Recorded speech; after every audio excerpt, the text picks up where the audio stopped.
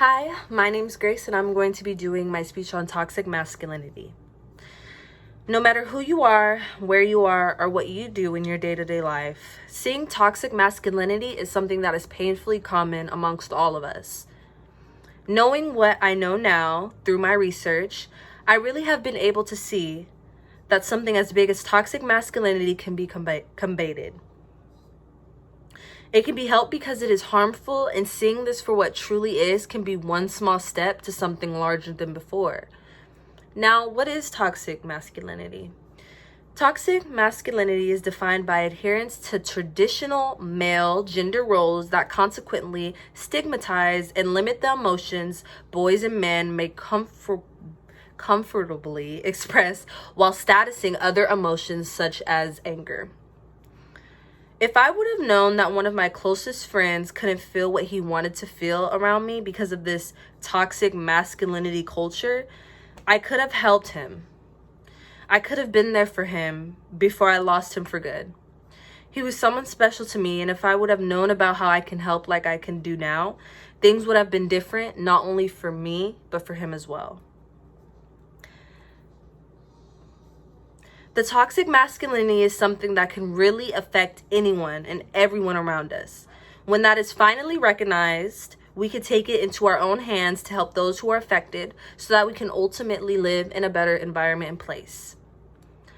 Although ambitious, helping take down the system of power known as toxic masculinity can be done. Showing what toxic masculinity is, why it is, what it is, and how it can be helped are the steps that everyone should recognize when dealing with toxic masculinity. Because this is what works. This is how to step out from under the ignorance that not only acknowledging the system of power pushes onto us. When taking the first, it's stronger for the sake of understanding to really find out what toxic masculinity is at its core. The New York Times article titled, "What is Toxic Masculinity?" written by Maya Salem points out blatantly what toxic masculinity is. According to Salem, researchers have found to have defined the problem in 3 points of 1, suppressing emotions or masking distress, 2, maintaining an appearance of hardness, and 3, violence as an indicator of power, also known as tough guy behavior. Salem finds that when you think of these points, you truly can see how they can affect a man or even a little boy's life. Growing up to think that they have to live by these rules can only be suppressed for so long before things like abuse, mental illness, or worse things are done. But where did this all come from? Where did these ideals get pushed onto boys? And why are they rules that they should follow? Michael Salter wrote for The Atlantic about where toxic masculinity came from.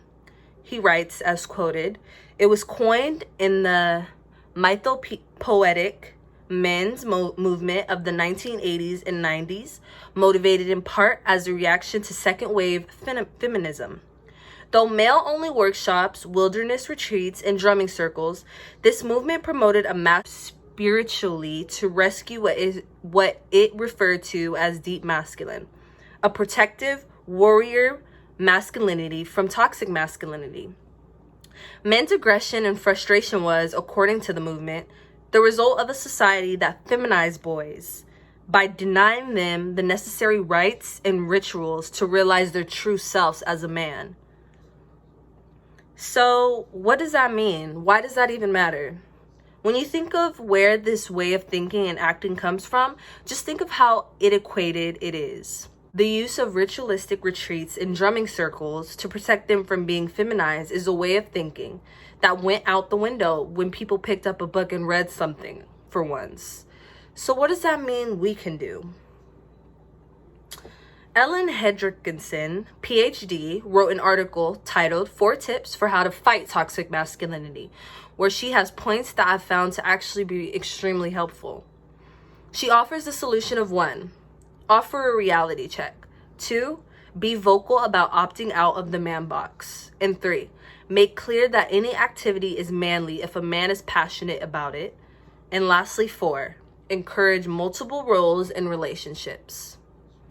Some points are more apparent than others, and I really recommend that you read the article.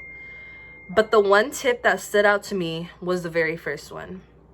She said to offer a reality check, and for me, that is what I've told people around me that has worked. The author writes, this and other research has found that men constantly overestimate the sexism of other men. When I first read this, I was stunned because something so small like that, pointing that out to be a toxic masculinity infused man, can be so powerful in the first step of many to tackling this horrid ideal of toxic masculinity. Though knowing all of the background and why this system of power works, it is so much more beneficial to everyone because it doesn't help only you, but also everyone around you. And since this idea of toxic masculinity can happen and does happen all around us, we can take it down since we have all seen it. We all know what it looks like. Using the tips and information I've given alongside all of the authors, something like toxic masculinity can be put out on the curb for good. No matter who you are, what you're doing, or who you're with, toxic masculinity is all around us. And given the opportunity, it can be taken down for good. Thank you.